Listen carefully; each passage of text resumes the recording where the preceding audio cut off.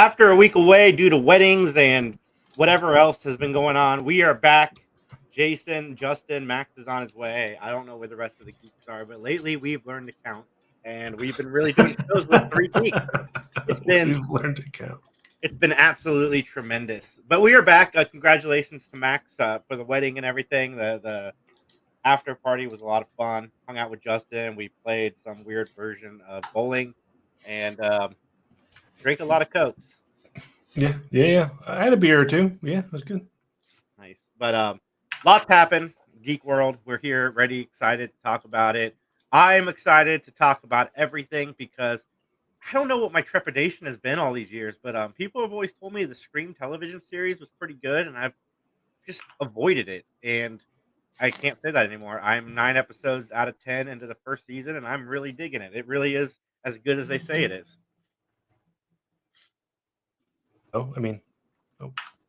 What's going on, fellas? What's up, man? Welcome to this live broadcast. I'm super sorry for hopping in late. Justin and I were actually we're building Legos yesterday, making videos, we were bitching about home ownership. And we really need to do a podcast lips about home ownership because, good God, I was power washing my fucking deck, and I got a new puppy, and the puppy just straight shits on the deck, and it's been so cold. I don't care. I'm not going out there. Fucking just go poop outside. I can deal with it, So it's a future Max problem. Yeah, I was like, it's fucking 10 degrees. I'm not going out there.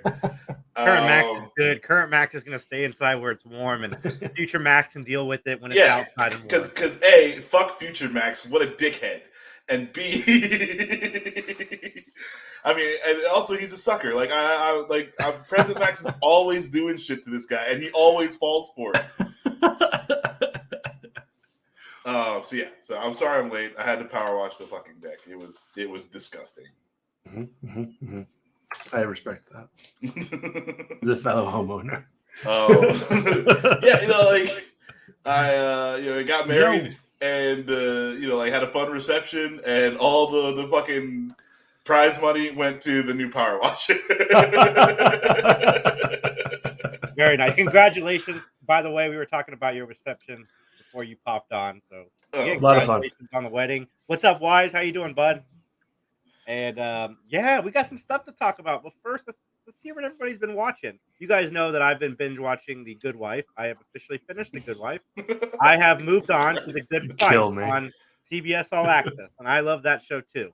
The Good Wife, it's like Boston Legal. It's like somewhere the tone-wise is somewhere between Boston Legal and The Practice.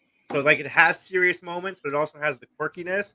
And plus, I love Michael J. Fox. Michael J. Fox is on it all the time, and he's even on The Good Fight, which is the spinoff. And isn't he an asshole though?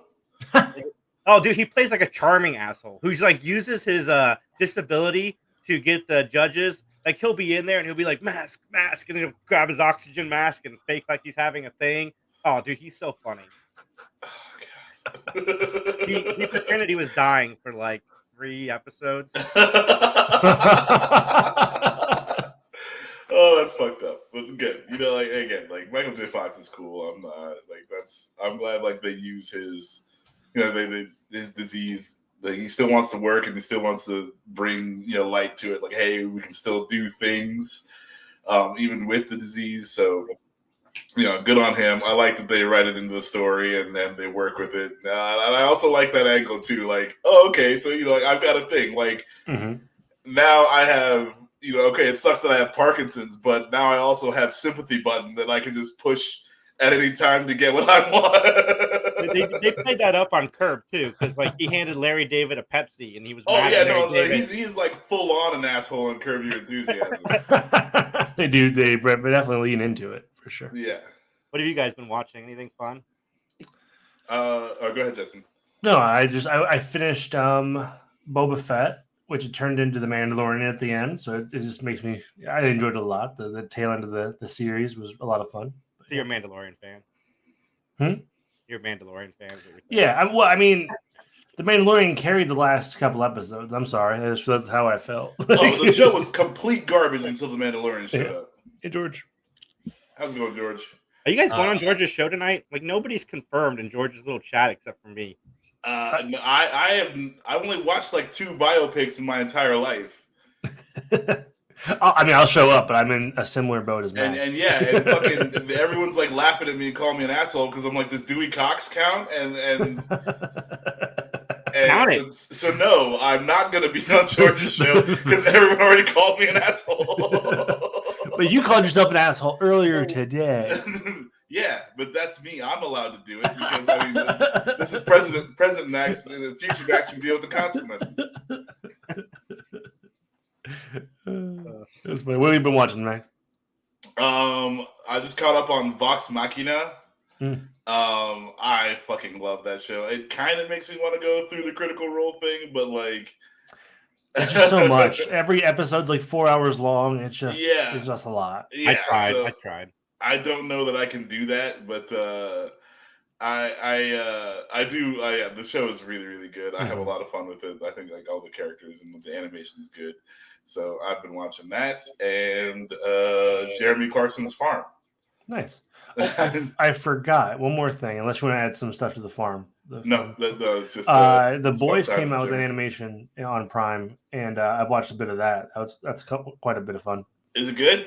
I mean, it's like an anthology. Like, not so far as I've gotten, all of them have been independent. Okay. Like each episode has its own story, but they have not come together yet. But yeah, I mean, it's as graphic as the regular Boys show is. It feels kind of leaning into Invincible territory in terms of like. Well, did you read the comic book at all? Have you read? I had volume 1 because we were gonna read it for monthly pull, and then Amazon put it behind a paywall as soon as season 2 came out. So we got to the volume 1, but other than that, no. Yeah. All right. So I'd say it's more like comic book boys than. I mean, boys. you don't. It's a lot of people that aren't the boys. It's a lot of like just people in the universe. Like one of the episodes follows like folks that have shitty superpowers. Like they did the Vought thing and they got kind of a crapshoot of superpowers, which was a fun episode. Just following them around. Yeah, I gotta check that out for sure. So we're going to talk about the Batman. This episode will probably only be about an hour long, so everybody just hang in. First, before we get to the Batman, I got a couple news stories that I pulled because we have a lot to say about the Batman. If you haven't seen it, I suggest you go see it in the theaters. But here we go. Jason Momoa is officially playing the villain in Fast and Furious 10, which means in Fast and Furious 11, he'll be part of their family. What do you guys think? It's all about family. Well, who was the villain in the last Fast and Furious? Cena with Charlize. I've not seen it yet, so I don't know. Faith is probably an enemy. Yeah, all right. Sorry, so Charlize Theron is going to remain a bad guy. Yeah. And then bring in Jason Momoa. Yeah. Because Aquaman needs to wreck the wreck house. But also, this is interesting. This is very interesting because Jason Momoa can also claim Samoan Brotherhood powers. Yeah. Yeah. And so, like, negating The Rock's Samoan powers? I'm not sure The Rock's going to be in this anymore, right? Because him and Vin Diesel have been on the outs. Oh, okay. You lose one Samoan, you bring another Samoan in. Yes, that's what it is. They had to fulfill the Samoan quota. Okay, but I see what's going on. Totally cool. He's just replacing The Rock as the Samoan. That's right. Because nothing beats the power of Samoan. What a petty reason to be brought on board. Like, we need more Samoans. 9 didn't have a Samoan at all because The Rock wasn't in 9. But they made Hobbs and Shaw. Yeah. And that showed you the power of Samoan team. They held onto a car with their bodies from. I can't get over that. They were like literally whiplashing. But then it was like 9 cars. It wasn't just one. Yeah. Yeah. It's there's nothing. Not even physics can stop Samoan Brotherhood. People. Yeah. It's a terrible and awesome power. You know, like. Think about the replications of that. Like it's like it's scary, but you know what they need. Oh, sorry. Go ahead. They have my money. The Fast and Furious franchise has my money. I love the more ridiculous these goes. I don't know where we go in 11 after space. Like I don't know. I don't know They go to Where Mars. you go? Like, you suddenly just make it a serious franchise again with 11? Because that's Like, the only that's what way I'm saying. to stop Like, the audience. what if they're like stealing DVDs, DVD players in Fast and the Furious 11? You know, it's just like they're trying to get one semi truck full of fucking Blu-ray players, and that's it. Like, that's their whole deal. Like, there's big screen TVs in there. They want to steal them. You know what it hurts back? Vinyl. Yeah, dude, it's gonna be Dr. Dre's new album on vinyl. They're trying to steal a semi truck. There's gonna be like 5 real cars. They're gonna do all actual stunts. They're just There's gonna no live CG. underneath the semi truck bed. Like remember how they used to Yeah. the stunts where they just passed through it. Oh yeah, no, it was Remember when that was the highlight of the movie? That was my They're favorite like, part. holy shit! They drove the freaking thing underneath the semi. Nah, I would die. That would be so good. I would die laughing. What if they're bootlegging vinyls to Mars? Elon already has something set up. I'm down. What if it's like bananas? Like they're just trying to steal a truck full of bananas. There's a shortage of bananas in South Dakota, and we have to run. Well, this one came out of nowhere. Family. This little news story. I did not expect to hear about a sequel to this. I Am Legend is getting a sequel with Will Smith set to return. Joining him this time is none other than Michael B. Jordan. Did he die at the end of the last one? Me and Justin were trying to figure that out because I know there's one ending that where he dies and one he doesn't. I don't know which one is like the theatrical ending and which one was the director's cut ending. I thought he died. I mean, the one I watched, he definitely died. He had a grenade or whatever, and like then he got right. But yeah, I saw both, but I don't remember which was flashback. You know, like well, that was my thought too. Like, what if it's just reminiscing? What if he finds like a journal? What if Michael B. Jordan finds a journal of Will Smith or whatever, and he just like it's two different timelines. Does some voiceover in like 3 scenes. Yeah. As much as I'm a sequel guy, I felt like I Am Legend was a good one and done movie because I watched the director's cut where he dies at the end. I thought that was a good one and done movie, but it's got Michael B. Jordan attached to it, which kind of perks my ears a little bit because he doesn't really put his name on things like that, though. I mean, I like Michael B. Jordan in general. I like Michael B. Jordan, but did you watch the Tom Clancy movie that he did? No, is it bad? It's not great. It's not terrible, but it's just like kind of middle of the road.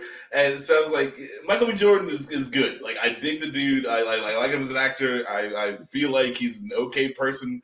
But I'm got to raise the eyebrow to this one. I Am Legend to me was like you said, it's a good one and done. I'm like, yeah, it was one and done. That was. It was one and done, and that was good. Not necessarily a good one and done. I don't need to see this movie. Like, I don't care. There's nothing in that universe where I'm like, oh man, I wish they would have. The most like interesting thing about that universe is they fucking spoiled Batman versus Superman. I think it's too late to make this movie. One, I think we're over the zombie craze at this moment. I mean, there's still people that are into the zombie. If you craze. make a good movie, a good zombie movie, people will be there for it. But we've gotten swamped with zombie stuff. If you make a mediocre zombie movie, I think you'll get killed. Yeah, but most of the people that like I Am Legend like the end where Will Smith dies. So if they make a sequel and Will Smith is in the present in the sequel, then you've negated the version of the movie that everybody likes. But I mean, like that's also like the thing where like Will Smith doesn't die, or I mean, like in a lot of his movies, I'm gonna say like 98% of his movies he doesn't die in. So like you catch one where he does die, you're like that feels good. Yeah. Oh. The stakes. He didn't make it out of Philadelphia. It's like Mark Wahlberg, like that guy like never dies in his movie. So if they make a Mark Wahlberg movie where he fucking dies at the end, I'm like, I'm there. You got my money. I gotta see that. What's up, Mick? How you doing, bud? Thank you. Appreciated. I was waiting for him to give a pot shot, just because. No. That was all good. Let's be friendly, especially talking about my wedding. We can all have, hold a ceasefire under the banner of I got married. That's right. That makes sense. What was I gonna say? You just watch The Departed a lot, just because he gets killed. Mark Wahlberg doesn't die in that movie. I thought he No, did. No, that's Matt Wahlberg did. Damon.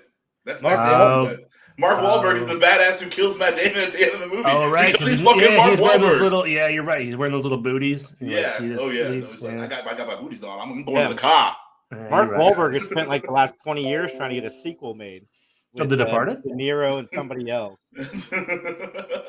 I mean, it was a good movie. Oh, The Departed was the Mark shit. Wahlberg. Marky. We have to eat some of it. We should do a review of all the Mark Wahlberg things here in Columbus, and just be like, just have a little side podcast of like, We should do a show. what are the Wahlbergs doing? When Wahlburgers opens, we I should do agree, a show there. What? Yeah, Sounds I good. agree. I mean, we make fun of Mark Wahlberg enough that we should probably support some of the things he does. Anywho. Well, George, I agree. I don't think it needs a sequel, but if you start attaching some big names to it, it would perk my ears a little bit. No. I really like. It has to be good. Like you can't just have people in it and make that like, oh, okay. Because like De Niro's been in some shit fucking movies. Pacino's been in some shit fucking movies. Like the guy phones it in the last like 15 movies he was in. That doesn't get me. Like, okay, if they write a compelling story that is acted well. Sure, I'm down. But other than that, like, I do not care. Like, you don't need to make this. I'm not calling for this movie. Like, there's no reason to. You've made a good thing. Leave it at that. That's totally fine. I agree. Free Guy 2 is coming, but I'm not surprised. I saw that second they finished the first movie. Man, I think it's going to be way worse because the novelty of it was the first one. You know what I mean? Like, I don't know. I'm sure you can have a good story, but like, I don't know. I mean, like the whole thing was like, oh, everyone's playing GTA, and it turns out that people needed to learn something about themselves. They're like, hey, like we see this guy doing good in the GTA universe, and it's like, and he's making points and leveling up and all this stuff, and it's like, holy shit, I didn't know that was possible. And the realization that he wasn't a real person, like the thing wasn't. It's like no, the cat's definitely out of the bag. Free Guy 2. I don't know about that. We'll see. I have hopes. I like Ryan Reynolds. You guys know. I like Ryan Reynolds too, but like, what is going to be your story? Like, why not just make something else? I don't understand. Like you've done a thing. It was good.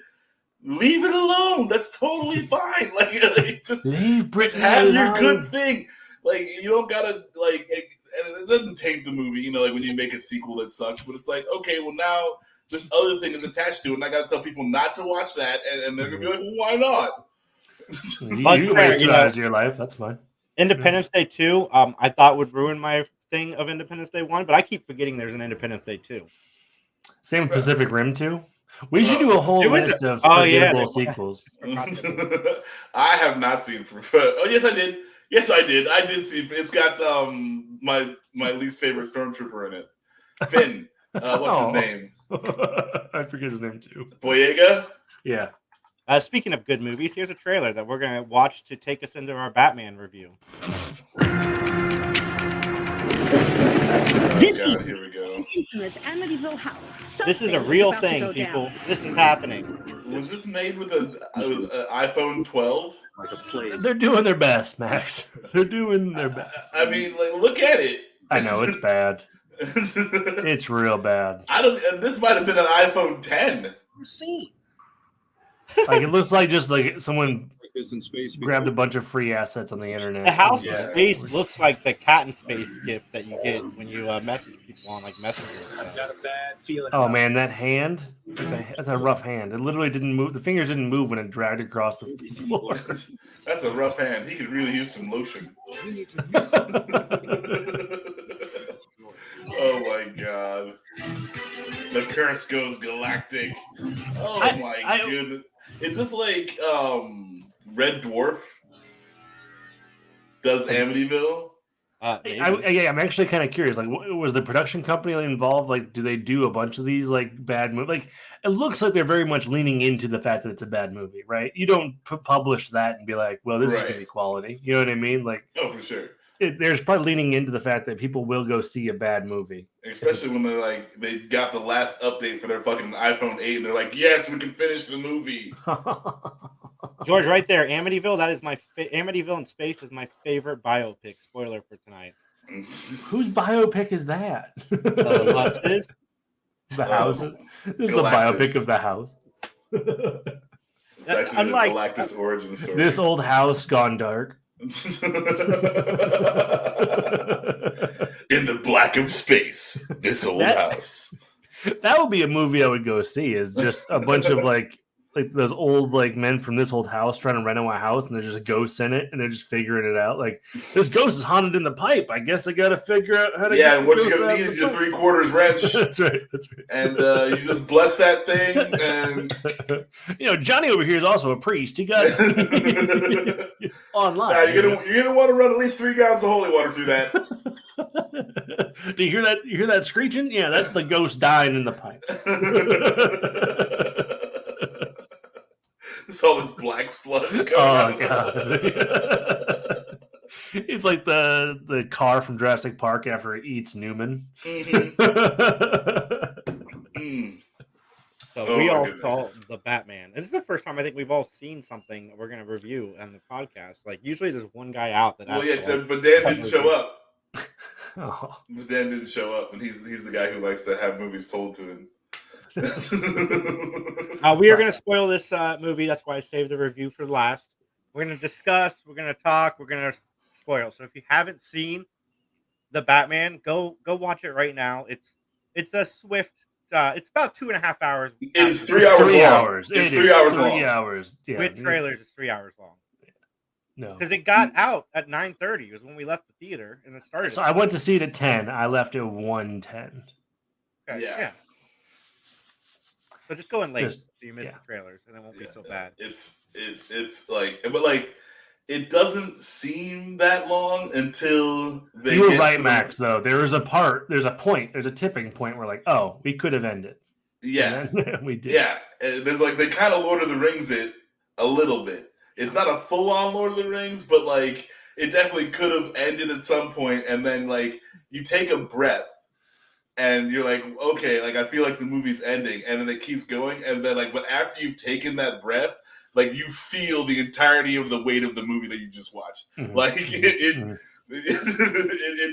that's a major complaint I would have with the movie. Like, is like it's a little too long. I feel like they could have ended it at a different spot, but it's good. It's definitely very, worth the very watch. good. Like, Yeah, just I like just that. understand that the movie is long, and you should be okay. Yeah, I Yeah, really like Matt Reeves, and I was really excited when I found out he was taking over Batman. And then we start seeing the casting choices, and everybody's got a bitch about anybody that gets cast in Batman, going all the way back to Michael Keaton, instead of waiting to see the context of the movie we get. And Robert Pattinson does a fantastic job as Batman in this movie.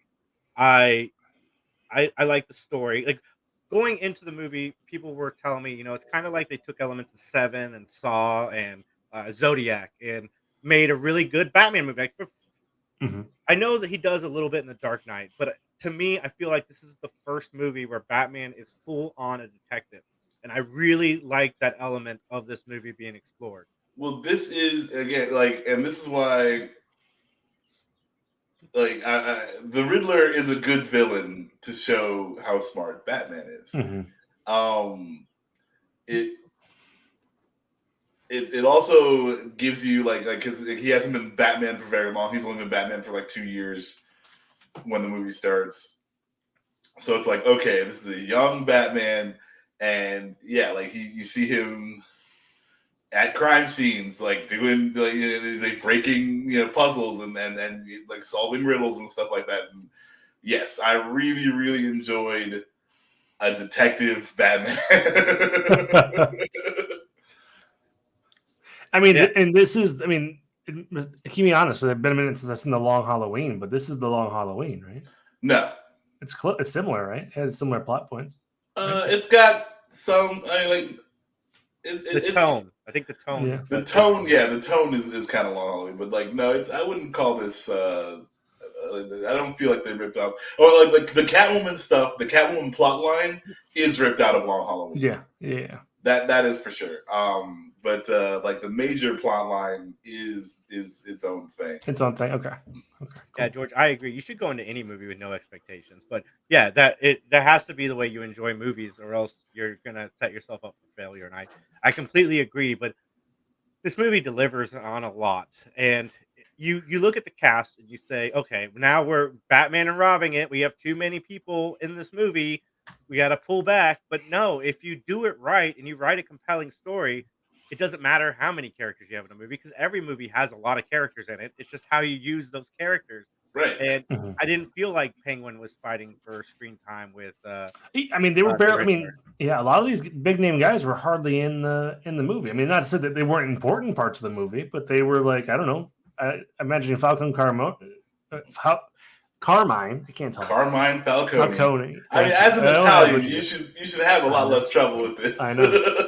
I've only had to worry about my last name. But no, like he was only in it for probably 10 minutes total. You know, like oh, dude, and John Turturro as Carmine Falcone was awesome. He was I was so like, good. oh shit!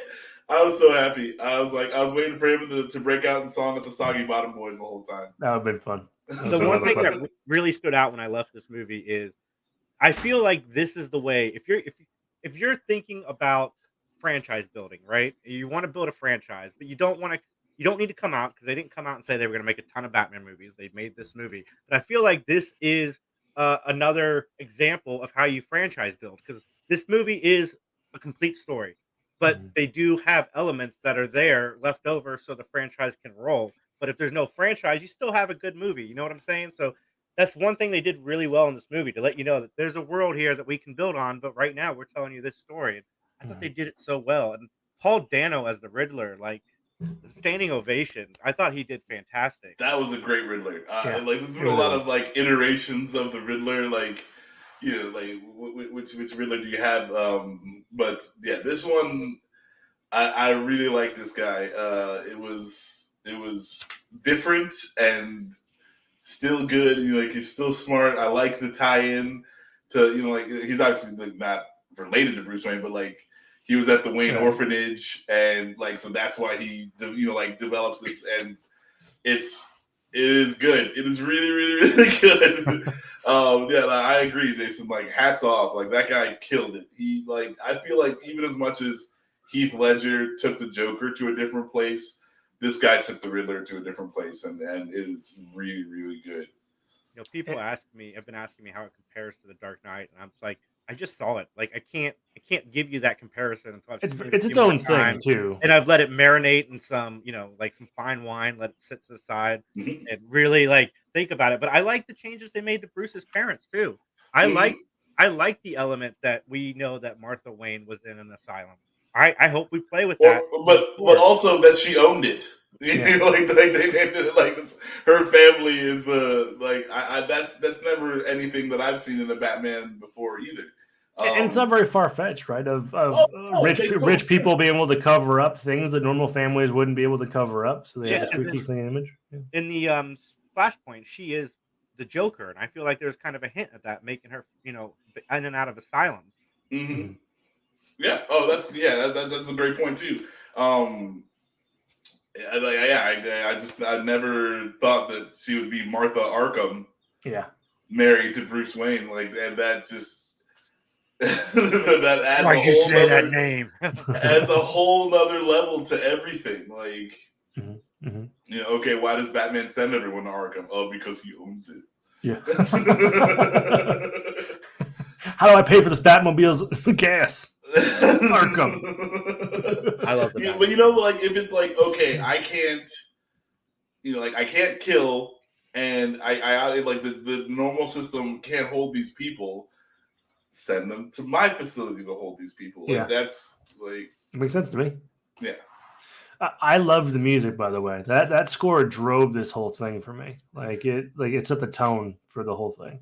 Yes, I love, like, you know, it's its own thing. It's very, like you're saying, like, it's driving, and it's a build up. It's a slow build, because that's also the Batman that they presented to you. Like, whenever he goes into a fight scene, he's always taking these slow, deliberate steps. Mm-hmm. And really like getting you to like inch forward into your seat before like things start going down, and it was perfect. It was very, very well done. I agree. Michael Giacchino did the score, and he's one of my favorite people to do film scores. I think he will be considered eventually as the next Spielberg because he does some really fantastic work in these movies. But one of the things I really liked was the Bruce and Gordon relationship in the movie. Something else we've never really seen in the movies is how like close these two people are because they were partners, like literal partners, solving this crime together. Mm-hmm. Mm-hmm. I feel like over the course of the trilogy that you got that feeling, but in an independent movie, I would agree that this is probably the most he's been used in a movie for sure. I do wish Alfred been in more of it just because I liked the Alfred they chose. Andy Serkis Alfred is good. Yeah, I like it. I like it a lot. My other major complaint about this movie is like Bruce Wayne is like a pouty 15-year-old. Yeah, he's in his mid-20s, maybe early 30s, and he's acting like you're not my dad, Alfred. Yeah, okay, he knows that. You know that, and like okay, maybe I'll let that slide once, but it's like twice he mentions it, kind of like I'm like, dude, grow the fuck up. Like you go out and you beat up criminals like as your day job. Like you're gonna grow the fuck up. Yeah. This dude's trying to help you. Yeah.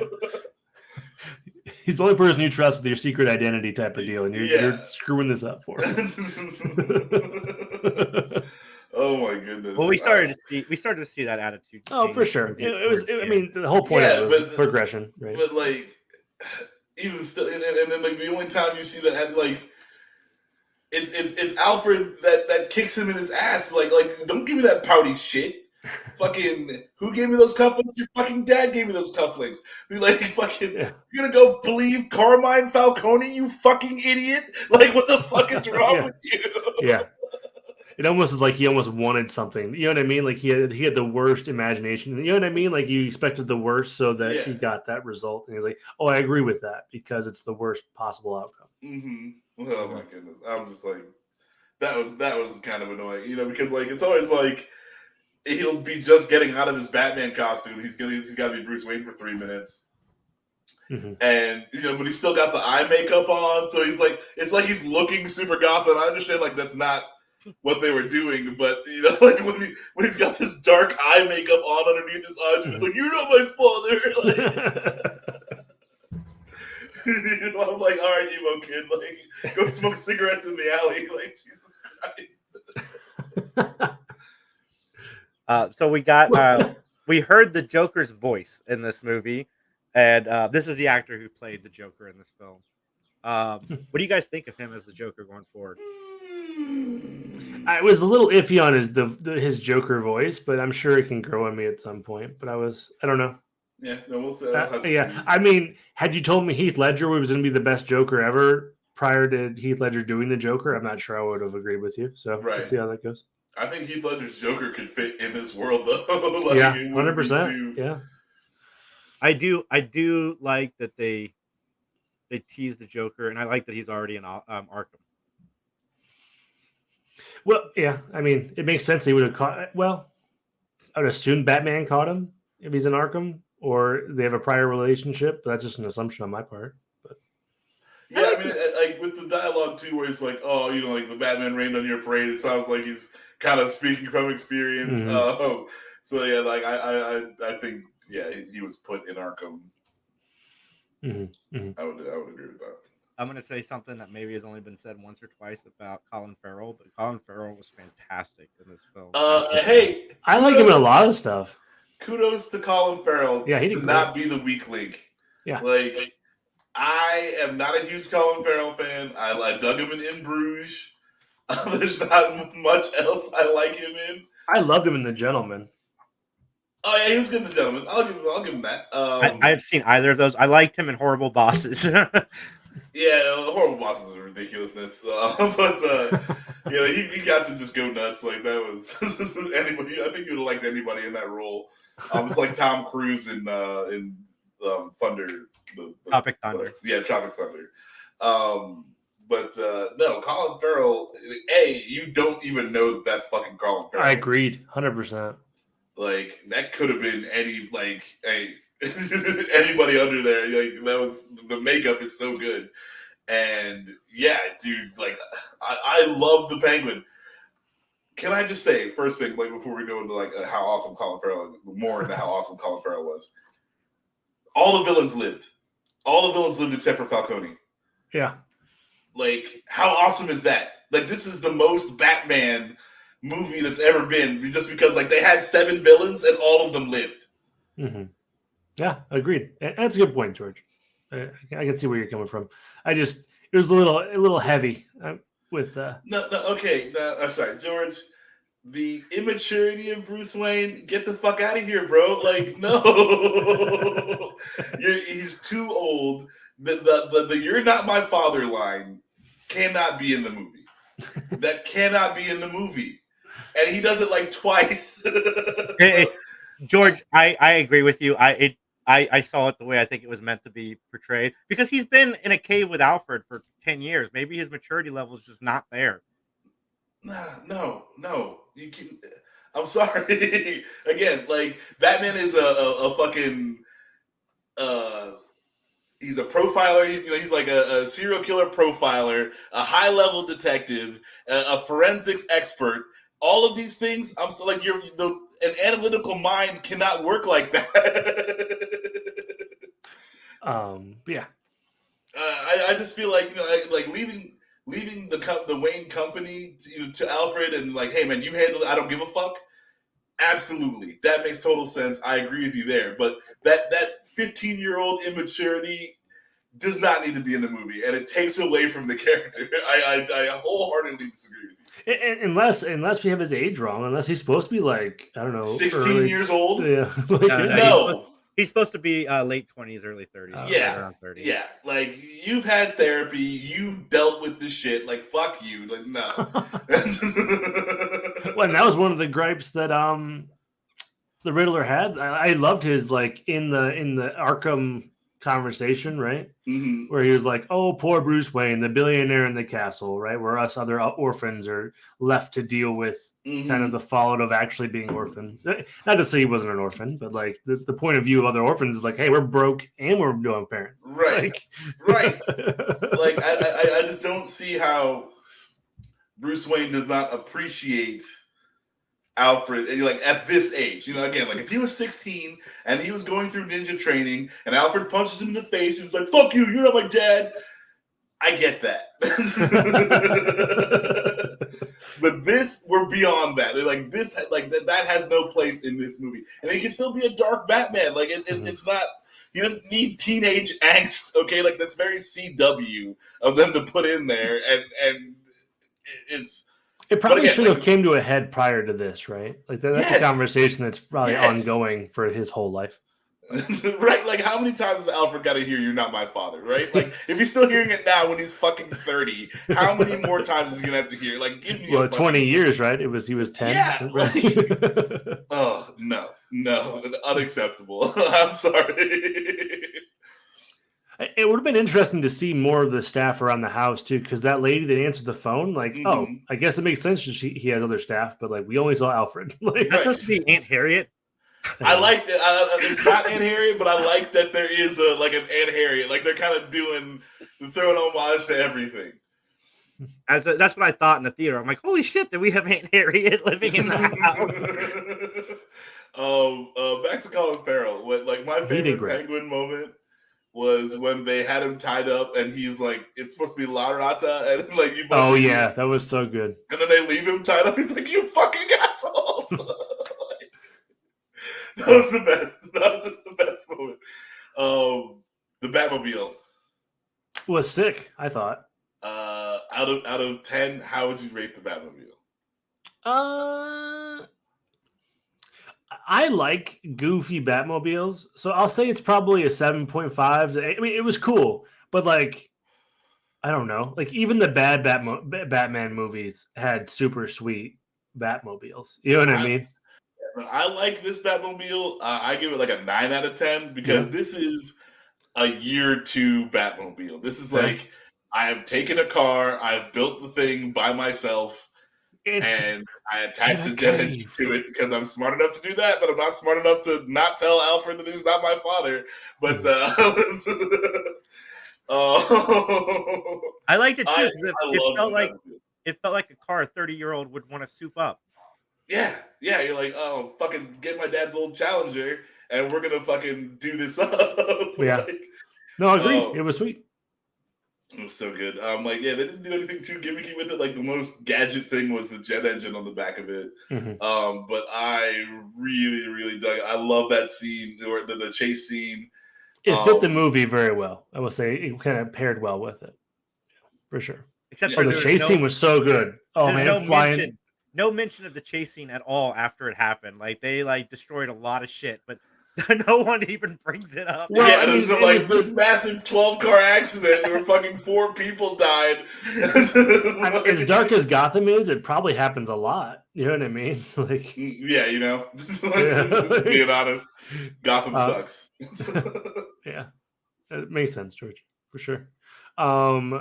I loved the chase scene where the explosion and the Penguin's like, "Oh, I got him," and then like that brief, like that beat of like, "Oh no, you didn't." Here comes this giant car. Oh yeah, when oh god, the Batmobile coming through the flames. Yeah, like, it's. I mean that's such a perfect Batman moment, right? You think you got him, and then he's like, "No, I'm gonna crush your spirits." No, I'm Batman. Yeah, I'm vengeance. One of the things I said to Max as we were leaving, especially with like Shazam, Joker, just the last Suicide Squad movie and this movie, it feels like the people behind the scenes actually are in control of their own movies, and it doesn't feel like corporate entities were working on this movie. Well, also I feel like it's like they don't want to make a Marvel Cinematic Universe. Yeah. They're like, okay, can you make a good Batman movie? Then go make it. Like, oh, like Joker, like, hey, make this movie. Like, it doesn't have to be like this. Like, there's a Brian Azzarello one shot of just called Joker, and it's a great book. And it's like it's just a small thing done by itself. And so, like, yeah, I think DC is doing more of that, where they're like, we don't need the continuity, and like nobody really fucking cares. Like. Yeah. Everyone knows if it's a main character, everyone knows the character. Right. They're following their animation studio because, like, the animation studio, there's like they release movies that are part of a bigger universe, and then they release side movies that aren't. And I feel like their chaos theory seems to be working for them because I'm really digging it. Because just Suicide Squad and then Peacemaker, it tied into their bigger universe, but it wasn't like the prime focus of the film that they were trying to make. And then they are making stuff like Batgirl next in a couple months, which is coming out with Michael Keaton as Batman. I like their chaos theory right now, and I hope it continues to be good. Well, I mean, I think that's been the biggest frustration for all of us, right? Is DC has the storytelling caliber to do good movies. Like they have good comics, they have good animation. Like there's no reason for them not to have good stories when it comes to like mainstream movies. You know what I mean? Mm-hmm. Yeah. And then backed by Warner Brothers, so like there's no they got the reason money. Yeah, to not have a high quality, good story. Like there's no reason to not have that, and there's no reason for what they've been giving us up till. And again, it's like Man of Steel was good, Batman vs Superman was not. Like it's yeah. They try to force feed the Marvel Cinematic Universe to us without doing any of the legwork that Marvel did, right? And then but if they would have just been doing this the whole time, been killing it. I know you can. They could have rode that wave that Marvel started and just like, oh, you like superheroes? We got a ton of good ones. I think Zack Snyder was too ambitious, but if you look at this Batman movie from Matt Reeves, he was super ambitious in this movie. Like you can be overly ambitious and not do too much with the story. And I feel like Matt Reeves had a lot of ambition. Like this is a very ambitious movie. This is a guy who put a lot into one film, and you take a chance releasing a 3-hour movie. Are people going to connect with it? And it's working. You let your creator make his film, and the audience. You don't get somebody like Matt Reeves who has had a nice track record with film and then not let him make his movie. And I think they did a good job here. And I was a little sad because like you read the Batman comic books, Batman's a detective. But when we left the theater, Kylie's like, I didn't know Batman solved crimes. I'm like, that's oh my God. Yeah. Oh my Oh, god! This comic book is called Detective Comics. Did you like beat her and throw her in her room and like take away all her TV Yeah, and everything? But the Like, movie, what do you mean you never knew Batman was a detective? I was just locked her in a room with nothing but Batman comic books, and I'm like, you're not coming out until you read all these comic books and do a report on each one. the movies never really showed that. Yeah. I will say, I mean, I saw some folks on Facebook. Yeah, well, that's a failure like, on your part, Jason. Okay, like that is really bad parenting. I mean, That's we got what a that little is. bit. We got a little bit of Bruce Wayne investigating in BVS, and we got a little bit of it in the Dark Knight. But other than that, I mean, there's been really not much of anything. So Oh, what do we think about the bat suit being like fully bulletproof and stuff? I think it makes a ton of sense. It just seems like it was too cool for year 2. Like it was But it's sweet. 2022 technology. We got to keep that in mind. Like he's rocking now. Yeah, I'm down. I dug it. It was sweet. I liked it a lot. And you know, like it. That to me also would be like another reason why he can't do a lot of Bruce Wayne things. You know, it's like because like okay, yeah, the suit blocks the bullets, but like you still get shot. You know, Yeah, you're like, still taking punches to the gut every time you're getting shot. like it's not fun. Like you at the end when the dude rocks with the shotgun blast at close range, you're like, oh. I love the contact lenses. That I thought that added a whole bunch to Batman. Yes, that was because it makes a lot of sense. It just makes sense. Yeah, the technology was cool and it wasn't over the top. You know, like it wasn't bat shark repellent. Like it was just like things that Batman would use. It's like, okay, I need to video everything. Like, yeah, okay, like you got my point of view now to record everything. I like.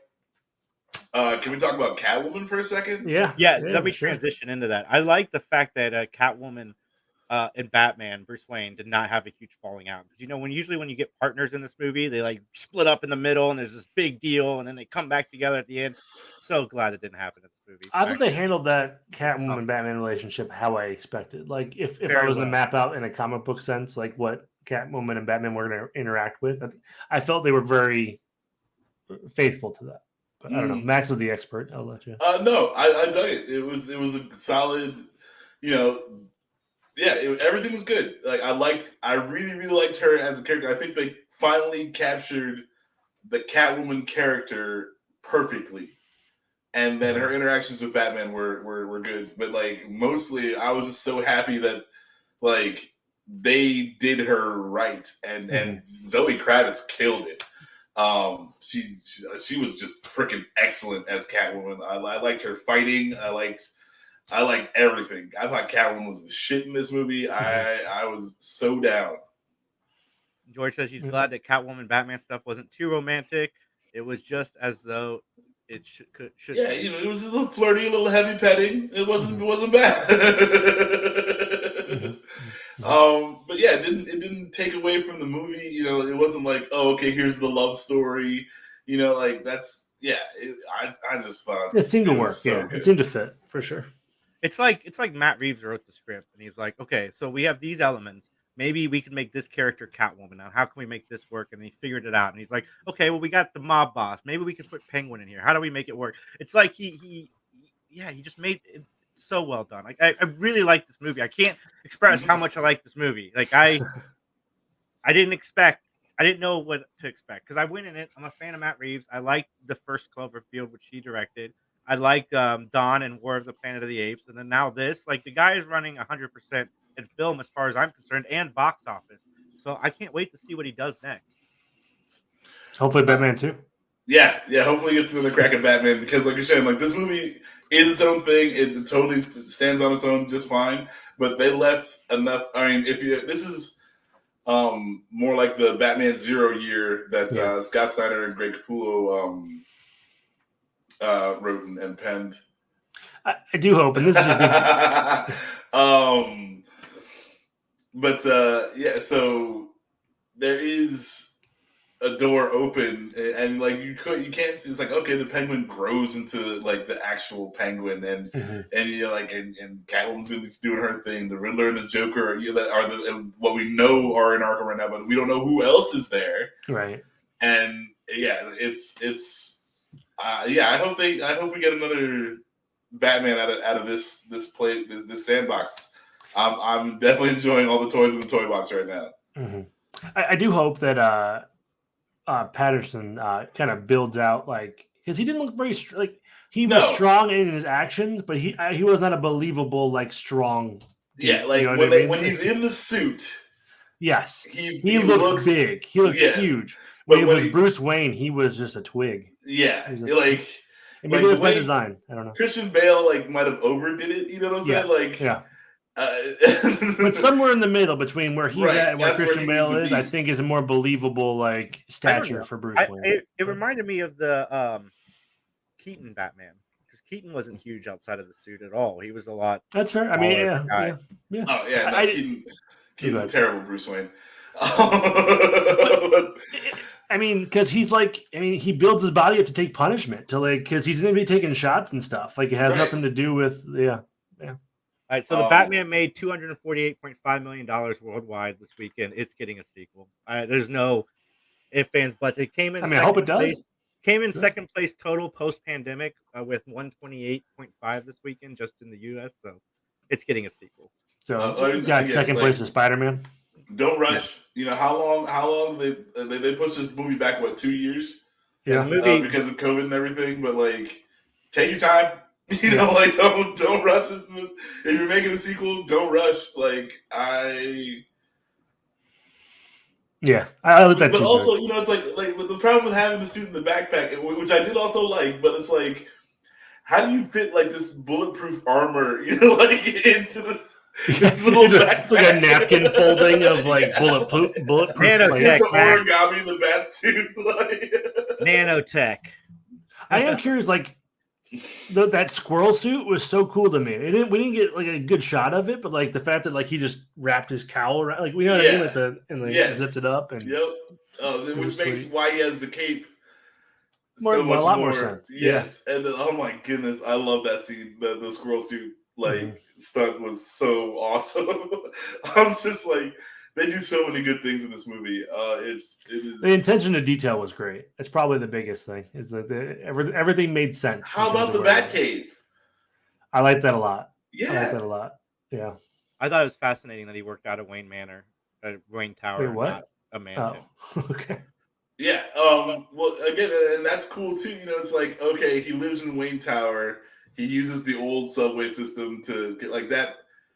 Makes so much fucking sense. And then they're oh, what about Wayne Manor? And it's you find out that was gifted to make to make the orphanage.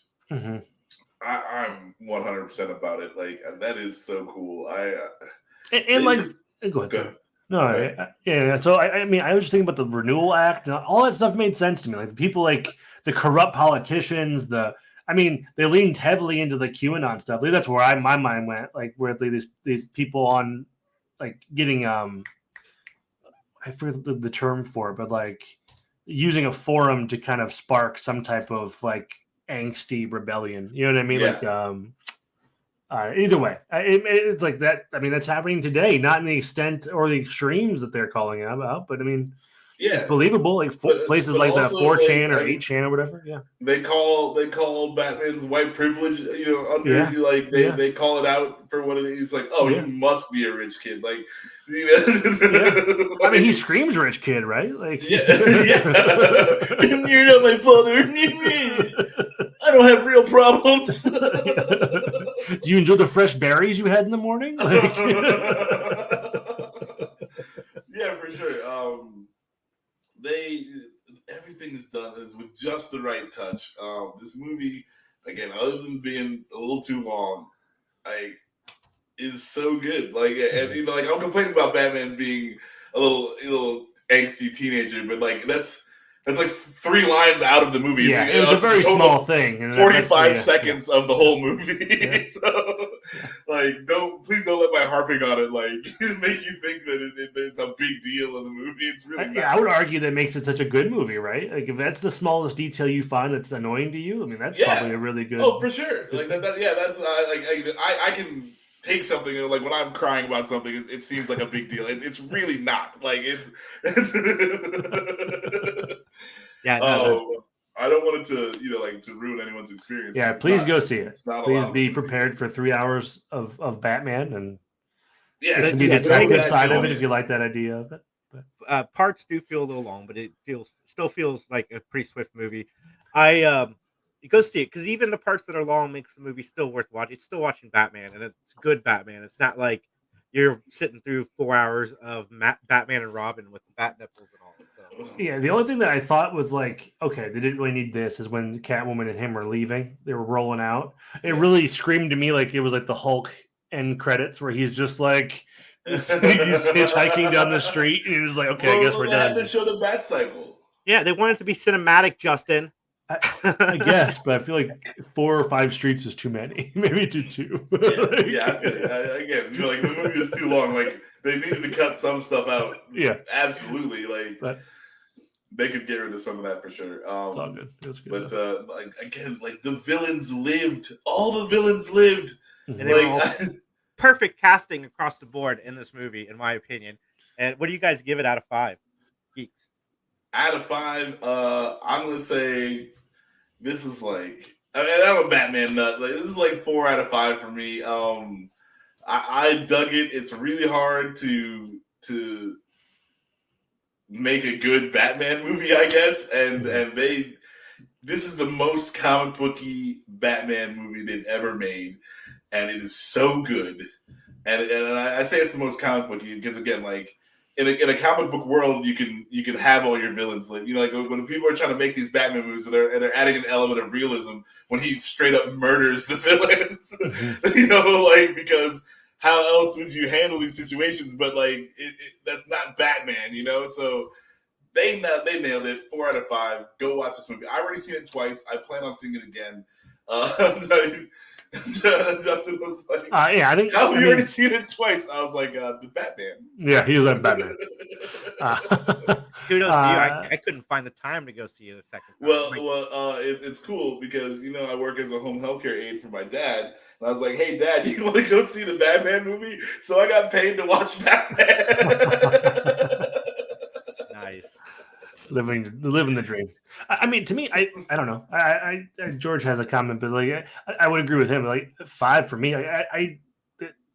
There's not a much better movie I can think of that I've seen this year. I mean, I love Pig, but I think that was a 2020 movie or 2021 movie. But either way, like I really liked it. The small faults that I had with it are very minuscule to all the stuff I enjoyed about it. The music I loved. I really enjoyed that a ton. Except for that stupid Nirvana song gets stuck in my head. Like... yeah, they did. They leaned into that pretty heavy, didn't they? But that also went really well with the it did. The mood they were setting for sure. Yeah. Across the board, some of the best casting I've seen in a superhero movie. I love the Jim Gordon and Bruce Wayne interactions. Oh, dude, we didn't talk about not yet Commissioner Gordon. I thought Jason did.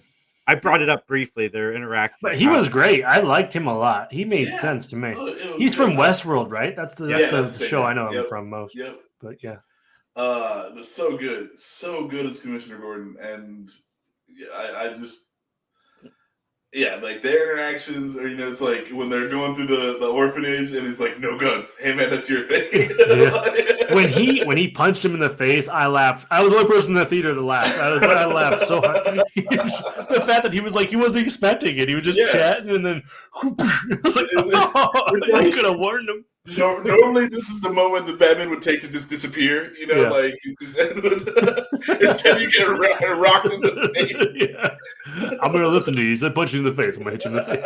And Hollywood, if you're watching and paying attention, like stop trying to copy the MCU. If you need a blueprint for how to make a one and done movie but still have potential for sequels, this should be your new blueprint. Study what Matt Reeves did with this movie because he really did such a great job at building a world and setting up a future universe without getting too crazy. Like I'm glad there wasn't Wonder Woman and all that crap thrown into this movie. I'm glad that we're setting up the Batman universe, and I cannot wait for the Batman 2.